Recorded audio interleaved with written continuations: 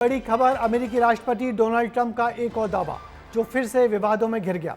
आज सुबह सुबह ट्रंप ने इजराइल ईरान जंग के बीच सीज फायर की ऐलान कर दिया। लेकिन क्या यह दावा सच है या फिर ट्रंप की चौधरीगिरी दिखाने की वही पुरानी आदत? ये सवाल इसलिए क्योंकि ट्रंप हर युद्ध में शांति का क्रेडिट लेने को बेताब रहते हैं। तो क्या ट्रंप को दुनिया में शांति चाहिए या शांति का नोबेल प्राइज? देखिए हमारी इस रिपोर्ट में।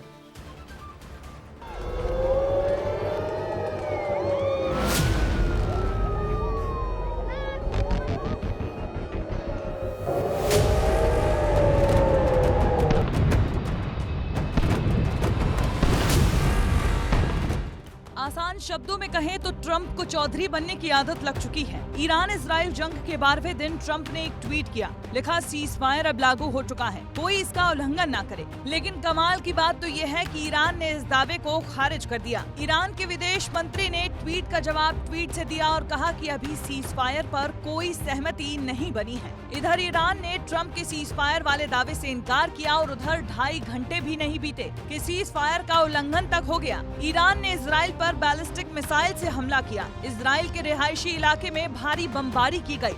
6 बार बैलिस्टिक मिसाइल से हमला किया, जिसमें 5 से ज्यादा मौतें हुई हैं। सीज फायर के उल्लंघन के बाद ट्रंप खूब नाराज हुए और वो गाली गलौज पर उतर आए। I'm not happy with Israel. I'm not happy with Iran either. Basically, have two countries that have been fighting so long and so hard that they don't know what they're doing. Do you understand that?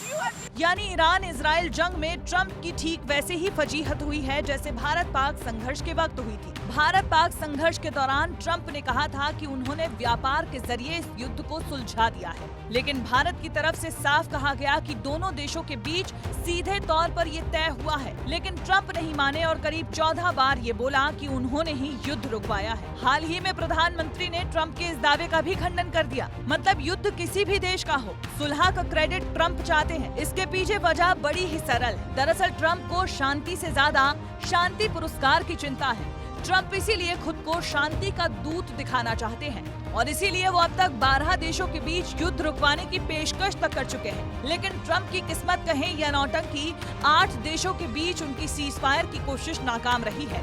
लेकिन फिर भी हमदर्द पाकिस्तान ने Trump के नाम की सिफारिश Nobel पुरस्कार के लिए कर दी। आखिर ट्रंप शांति पुरस्कार के लिए इतना बेताब क्यों है? तो दरअसल ये ट्रंप का आखिरी कार्यकाल है और वो बतौर राष्ट्रपति रहते नोबेल पुरस्कार चाहते हैं। लगभग 120 साल पहले जिस तरह से रूजवेल्ट को, फिर वुडरो विल्सन को, फिर जिमी कार्टर को, बराक ओबामा को शांति के लिए नोबेल पुरस्कार दिया गया है, ट्रंप भी कहीं ना कहीं उस पंक्ति में या उस कतार में जाकर खड़े होना चाहते हैं। ट्रंप के मन में लगातार काम कर रही है कि राष्ट्रपति रहते हुए उन्हें शांति का नोबेल पुरस्कार मिले, उससे उन्हें नवाजा जाए ताकि वो इतिहास में अपना अलग स्थान सुरक्षित कर सके। साल 2009 में बराक ओबामा को नोबेल पुरस्कार मिला था। तभी से डोनाल्ड ट्रंप के दिल में ये ख्वाहिश पल रही है। लेकिन ट्रंप ये खुद भी जानते हैं कि ओबामा की तरह नोबेल पा लेना इतना आसान नहीं है।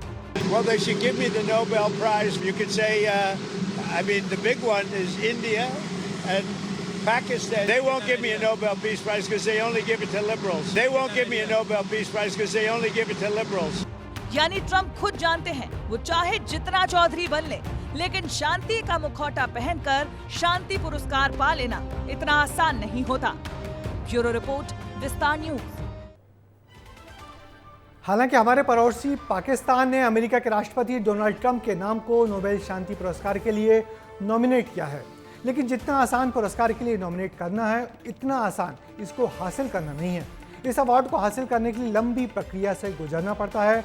कमेटी पहले नॉमिनेट नामों को देखती है, रिव्यू करती है, उनका पिछला रिकॉर्ड खंगालती है, फिर एक लंबे प्रोसेस के बाद विजेता के नाम तक पहुंचा जाता है। ऐसे में ट्रंप इस मामले में पहले ही अपनी हार स्वीकार कर चुके हैं।